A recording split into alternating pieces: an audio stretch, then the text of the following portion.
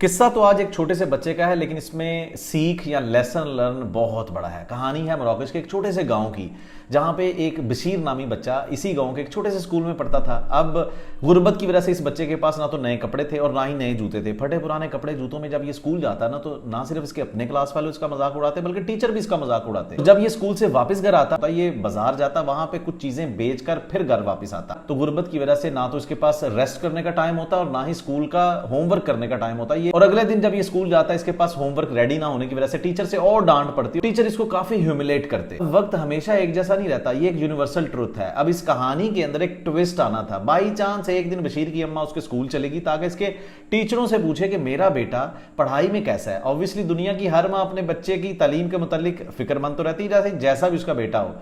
अब जैसे ही इसने टीचरों से पूछना शुरू किया तो उन्होंने इतनी नेगेटिव फीडबैक दी बशीर के बारे में। ये तो स्टूपिड बच्चा है, इसको पता कुछ नहीं है, इसको आता कुछ नहीं। मां बेचारी दिल बर्दाश्ता होकर घर वापस आई और उसने ना सिर्फ अपने बच्चे को स्कूल से हटा लिया, बल्कि वो इलाका ही छोड़ दिया और नए शहर में जाके अपने बच्चे को नए स्कूल में एडमिशन दिलवाया। और शायद बशीर की किस्मत बदलनी थी, जिसकी वजह से उसकी अम्मा ने उसके स्कूल का चक्कर लगाया। वक्त तो गुजरता गया, दिन महीनों में और महीने सालों में बदलते रहे। एक तरफ बशीर अपनी पढ़ाई कंप्लीट कर रहा था और दूसरी तरफ ये टीचर जिसने इसकी अम्मा को इसके मुतालिक नेगेटिव फीडबैक दी थी, ये भी स्कूल में पढ़ाते चले जा रहे थे। लेकिन वक्त का किसको पता चलता है कब किस पर कौन सा वक्त आ जाए। ये जो स्कूल टीचर था ना, इसको एक ऐसी बीमारी लग गई कि ये पूरे मोरक्को के अंदर इसने अपना इलाज ढूंढना शुरू कर दिया, लेकिन इसको इलाज नहीं मिला। सारे डॉक्टर्स ने रिपोर्ट्स देखने के बाद कहा, यार तुम्हारा इलाज सिर्फ इस मुल्क के अंदर एक डॉक्टर के पास है और वो डॉक्टर ही तुम्हारा इलाज कर सकता है। अब इस टीचर ने अपनी पूरी फैमिली, अपने दोस्तों के साथ मशवरा किया कि यार मेरी बीमारी का इलाज किसी के पास नहीं सिवाय इस एक डॉक्टर के पास। तो सबने कहा बिल्कुल इस डॉक्टर के पास हमें जाना चाहिए और तुम्हारे मुतालिक सारी रिपोर्ट्स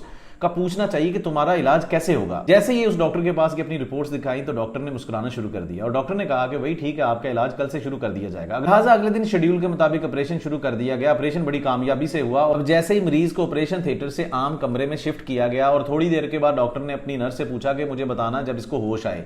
अब डॉक्टर को बताया गया कि मरीज को होश आ चुका है। डॉक्टर भागा भागा इस कमरे में आया। जैसे डॉक्टर इस कमरे में दाखिल हो रहा था ना, तो उसके चेहरे पे खास किस्म की एक मुस्कुराहट थी। उसने मरीज को देखा और अचानक से उसने एक चीज ऑब्जर्व की कि मरीज का रंग नीला पड़ना शुरू हो गया और वो जो लाइफ बीप चल रही होती है ना साइनोसाइडल, वो भी स्ट्रेट होनी शुरू हो गई और मरीज का सांस उखड़ना शुरू हो गया और चंद लम्हों के अंदर मरीज साहब जो थे वो फौत हो गए।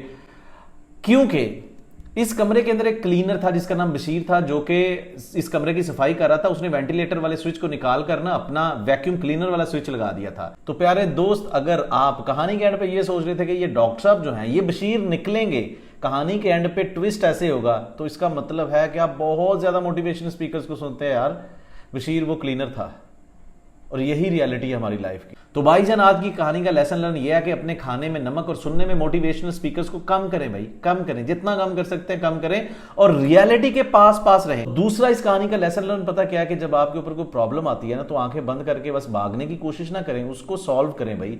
जैसे ये बशीर एक छोटा सा बच्चा था, इसको सुधारते ये टीचर, बजाय इसके सुधारने के इन्होंने बातें करनी शुरू कर दी। वो बेचारा वहां से भाग गया दूसरे स्कूल में, वहां पे भी कुछ ऐसा ही टीचर मिला होगा और एंड पे बशीर वैसे का वैसा ही है और अल्टीमेटली नुकसान किसको पहुंच रहा है?